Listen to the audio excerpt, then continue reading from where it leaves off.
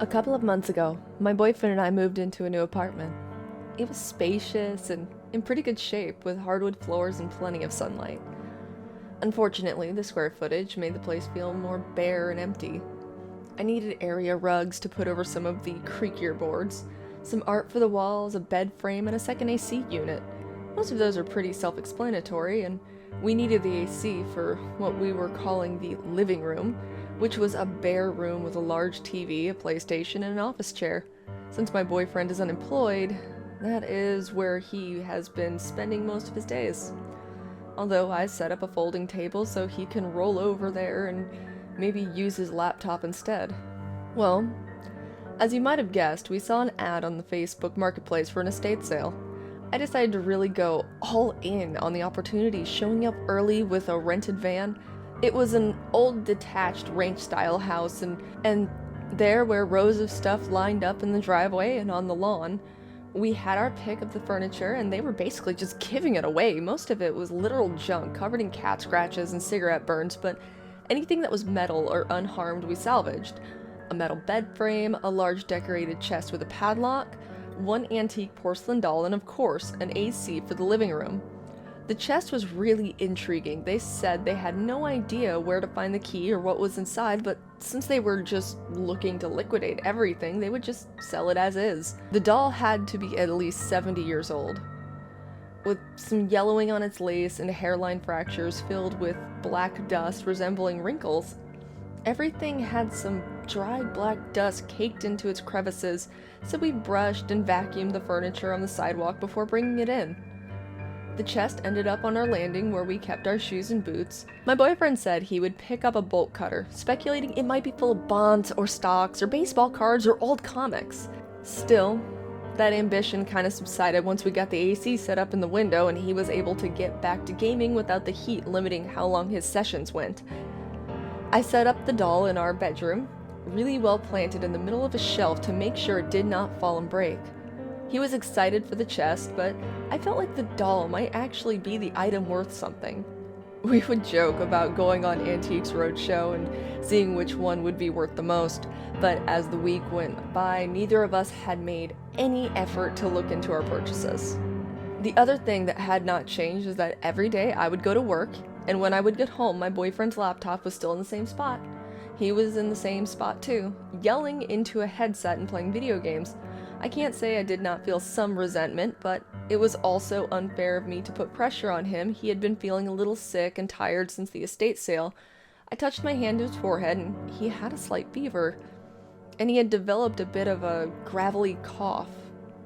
One night, I was having a dream where the doll was speaking to me from the shelf, telling me in a sweet, childlike voice that she was extremely important.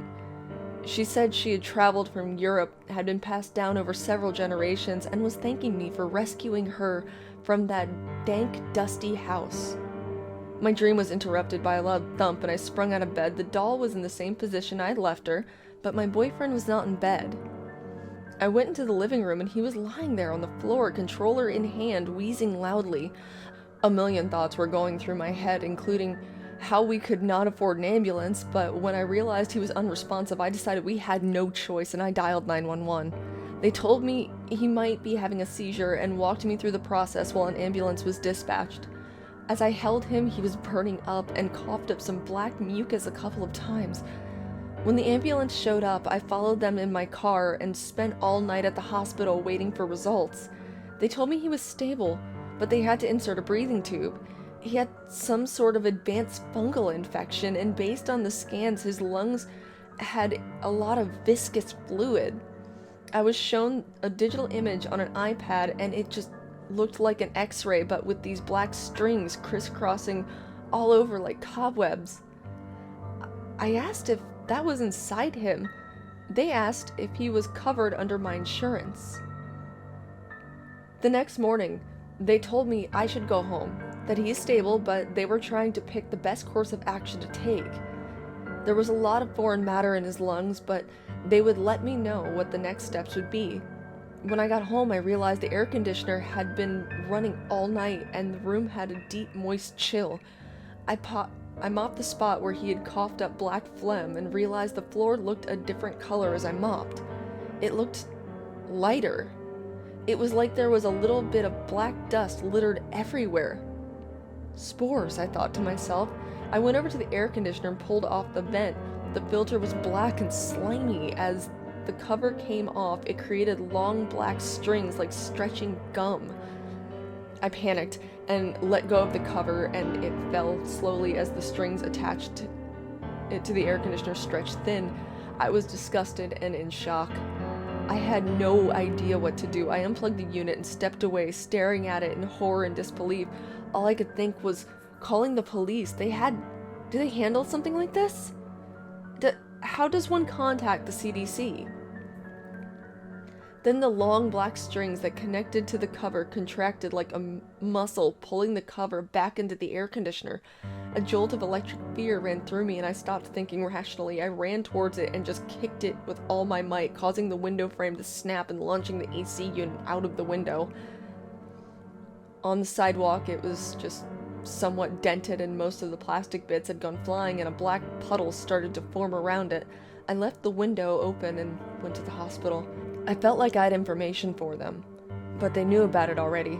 My boyfriend was suffering from acute invasive aspergillus. In other words, that shit was living inside him. It was shrinking thanks to the antifungal drugs, but ultimately they wanted my permission to perform surgery and actually scrape it out. I asked them if it would kill it. They said my boyfriend would be safe, but I was asking about it, not him. When I got home, I cleaned every surface I could with bleach, hoping that would do the trick. Once it was dark, I took a shopping cart from the nearby strip mall and packed up the AC, the chest, and the doll. I rolled the shopping cart to the end of the strip mall in front of a boarded-up business and set the whole thing on fire with lighter fluid and free newspapers. The doll and the chest started to blacken quite quickly, but at some point the AC got hot enough and started to hiss and rattle. It gained enough momentum that it almost jumped out of the cart, smashing the burning doll and chest into embers. The lid came off and inside ignited fiercely, the jets of flames almost shooting out of the unit. I remember smiling. There was something strangely poetic about that sight. Then I checked my messages and my heart sank. At least one of my difficult upcoming choices was going to be easy. I knew I was going to choose cremation for my now ex-boyfriend.